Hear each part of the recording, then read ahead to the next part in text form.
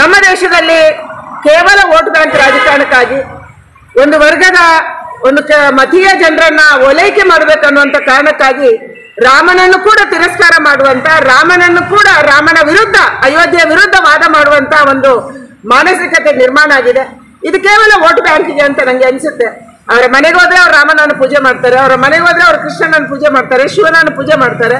ಆದ್ರೆ ಮನೆಯಿಂದ ಆಚೆ ಬಂದ್ರೆ ಅವರಿಗೆ ವೋಟ್ ಬೇಕು, ನಮ್ಮ ವೋಟಲ್ಲಿ ನಷ್ಟ ಆಗುತ್ತಾ ಅನ್ನುವಂತ ಕಾರಣಕ್ಕಾಗಿ ಈ ರೀತಿಯ ನಾಟಕವನ್ನ ಇವತ್ತು ಬೇರೆ ಬೇರೆ ರಾಜಕೀಯ ಪಾರ್ಟಿಗಳು ಮಾಡ್ತಾ ಇದ್ದಾರೆ. ಕಾಂಗ್ರೆಸ್ಸಿನ ನಾಯಕರು ರಾಹುಲ್ ಗಾಂಧಿ ಸೇರಿ ಚುನಾವಣೆ ಬಂದಾಗ ಮಂದಿರ ಸುತ್ತಾರೆ. ಆದ್ರೆ ಇಂತಹ ಸಂದರ್ಭದಲ್ಲಿ ರಾಮನ ಇಂಥ ಭವ್ಯವಾದ ದೇವಸ್ಥಾನ ಉದ್ಘಾಟನೆ ಸಂದರ್ಭದಲ್ಲಿ ಅದನ್ನು ತಿರಸ್ಕಾರ ಮಾಡೋದು ಮಾಡ್ತಾರೆ. ಇದನ್ನ ದೇಶದ ಜನ ಅರ್ಥ ಮಾಡ್ಕೊಂತ ಇದ್ದಾರೆ.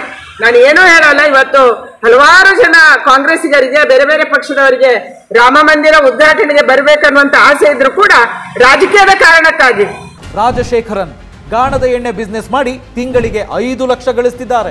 ನೀವು ಕೂಡ ಅವರಿಂದ ಕಲಿಬೇಕಾ? ಅವ್ರ ಜೊತೆ ವಿಡಿಯೋ ಕಾಲ್ ನಲ್ಲಿ ಮಾತಾಡ್ಬೇಕಾ? ಈಗಲೇ ಫ್ರೀಡಮ್ ಆಪ್ ಡೌನ್ಲೋಡ್ ಮಾಡಿ. ನಾವೆಲ್ಲಿ INDA ಇಂದ ದೂರ ಆಗ್ಬೋದು ಅನ್ನುವಂತ ಕಾರಣಕ್ಕಾಗಿ ಇವತ್ತು ಅವರಿಂದ ದೂರ ಸರಿಯುವುದಾಗ್ತಾ ಇದೆ. ಇದು ಕೇವಲ ರಾಜಕೀಯ. ನಂಗೆ ಅನ್ಸುತ್ತೆ ಲೋಕಸಭಾ ಚುನಾವಣೆ ಆದ ಮೇಲೆ ಇವರೆಲ್ಲರೂ ಕೂಡ ರಾಮ ಮಂದಿರಕ್ಕೆ ಭೇಟಿ ಕೊಟ್ಟೇ ಕೊಡ್ತಾರೆ, ರಾಮನ ದರ್ಶನ ಮಾಡೇ ಮಾಡ್ತಾರೆ ಅನ್ನುವಂತ ವಿಶ್ವಾಸ ಇದೆ. ನಮ್ಮ ದೇಶದಲ್ಲಿ ಕೇವಲ ವೋಟ್ ಬ್ಯಾಂಕ್ ರಾಜಕಾರಣಕ್ಕಾಗಿ ಒಂದು ವರ್ಗದ ಒಂದು ಮತೀಯ ಜನರನ್ನ ಓಲೈಕೆ ಮಾಡಬೇಕನ್ನುವಂತ ಕಾರಣಕ್ಕಾಗಿ ರಾಮನನ್ನು ಕೂಡ ತಿರಸ್ಕಾರ ಮಾಡುವಂತ, ರಾಮನನ್ನು ಕೂಡ ರಾಮನ ವಿರುದ್ಧ, ಅಯೋಧ್ಯೆಯ ವಿರುದ್ಧ ವಾದ ಮಾಡುವಂತ ಒಂದು ಮಾನಸಿಕತೆ ನಿರ್ಮಾಣ ಆಗಿದೆ. ಇದು ಕೇವಲ ವೋಟ್ ಬ್ಯಾಂಕಿಗೆ ಅಂತ ನಂಗೆ ಅನ್ಸುತ್ತೆ. ಅವರ ಮನೆಗೆ ಹೋದ್ರೆ ಅವ್ರು ರಾಮನನ್ನು ಪೂಜೆ ಮಾಡ್ತಾರೆ, ಅವರ ಮನೆಗೆ ಹೋದ್ರೆ ಅವ್ರು ಕೃಷ್ಣನನ್ನು ಪೂಜೆ ಮಾಡ್ತಾರೆ, ಶಿವನನ್ನು ಪೂಜೆ ಮಾಡ್ತಾರೆ. ಆದ್ರೆ ಮನೆಯಿಂದ ಆಚೆ ಬಂದ್ರೆ ಅವರಿಗೆ ವೋಟ್ ಬೇಕು, ನಮ್ಮ ವೋಟಲ್ಲಿ ನಷ್ಟ ಆಗುತ್ತಾ ಅನ್ನುವಂತ ಕಾರಣಕ್ಕಾಗಿ ಈ ರೀತಿಯ ನಾಟಕವನ್ನ ಇವತ್ತು ಬೇರೆ ಬೇರೆ ರಾಜಕೀಯ ಪಾರ್ಟಿಗಳು ಮಾಡ್ತಾ ಇದ್ದಾರೆ. ಕಾಂಗ್ರೆಸ್ಸಿನ ನಾಯಕರು ರಾಹುಲ್ ಗಾಂಧಿ ಸೇರಿ ಚುನಾವಣೆ ಬಂದಾಗ ಮಂದಿರ ಸುತ್ತಾರೆ. ಆದ್ರೆ ಇಂತಹ ಸಂದರ್ಭದಲ್ಲಿ ರಾಮನ ಇಂಥ ಭವ್ಯವಾದ ದೇವಸ್ಥಾನ ಉದ್ಘಾಟನೆ ಸಂದರ್ಭದಲ್ಲಿ ಅದನ್ನು ತಿರಸ್ಕಾರ ಮಾಡೋದು ಮಾಡ್ತಾರೆ. ಇದನ್ನ ದೇಶದ ಜನ ಅರ್ಥ ಮಾಡ್ಕೊಂತ ಇದ್ದಾರೆ.